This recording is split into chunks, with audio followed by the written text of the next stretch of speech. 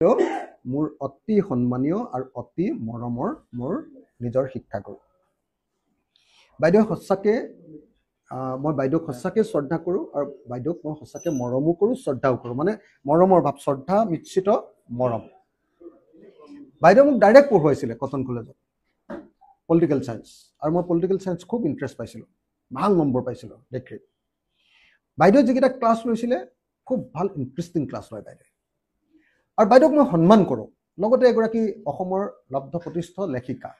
গতিকে বাইদেউক মই অসন্মান কৰাৰ প্ৰশ্নই উঠিব নোৱাৰে হা কিন্তু বাইদেউ কি কাৰণত এতিয়া অকস্মাতে মোক গালি পাৰিছে বুলি কৈছে আপোনালোকে কৈছে মই দেখা নাই বাৰু দেই সঁচা কথা মিছা কৈ লাভ নাই মই দেখা নাই আপোনালোকে কোৱা মতেহে শুনিছোঁ মানে চবেই কৈছে কাৰণে মই গালি পাৰিছে বুলি কৈ দিছোঁ আৰু কাৰণ চবেই মোক কৈছে যে বাইদেউ এনেকৈ কৈছে তেনেকৈ কৈছে মইতো ভাবোঁ যে বাইদেউৰ লগত মোৰ এটা আত্মিক সম্পৰ্ক আছে আৰু সেইকাৰণে বাইদেউক লগ পালেই নমস্কাৰ বা সেৱা কৰোঁ মই কিন্তু বাইদেউৰ লগত মই খুব ঘনিষ্ঠ সম্পৰ্ক ৰক্ষা কৰিব নোৱাৰোঁ এইকাৰণে যে তেখেতৰ হাজবেণ্ড মোৰ ৰাজনৈতিক আদৰ্শৰ ঠিক বিৰোধী বিজেপি দলৰ নেতা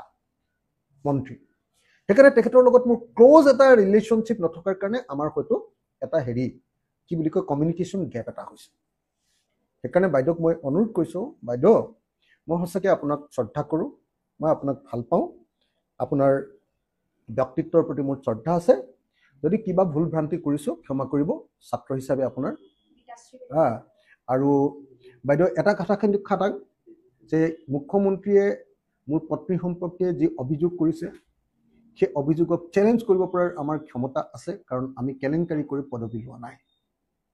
হিমন্ত বিশ্ব শৰ্মাক আমি চেলেঞ্জ কৰিলোঁ যে আপুনি তদন্ত দি প্ৰমাণ কৰক আৰু হিমন্ত বিশ্ব শৰ্মাই নেজ ওপৰলৈ কৰি পলাই আমাৰ পৰা পত্তন দিলে কাৰণ আমি সততাত আছোঁ গতিকে সেইটোত বাইদেউ এই বিষয়টোত আৰু আপুনি নোসোমালে মই ভাল পাম বেলেগ কিবা যদি আমাক গালি পাৰিবলগীয়া আছে বাইদেউ পাৰক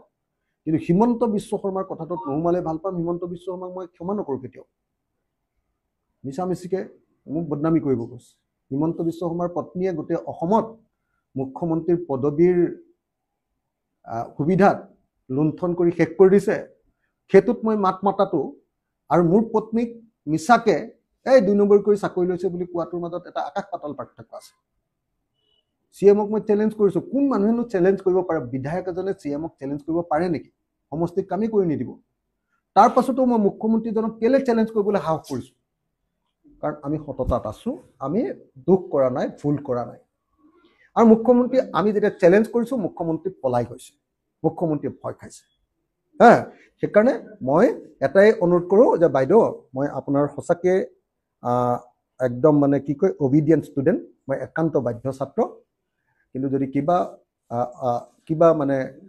মোৰ অজ্ঞানে যদি কিবা আপোনাৰ প্ৰতি অন্যায় হৈছে মোৰ কোনো কামৰ জৰিয়তে মই আপোনাৰ ওচৰত ক্ষমা বিচাৰিছোঁ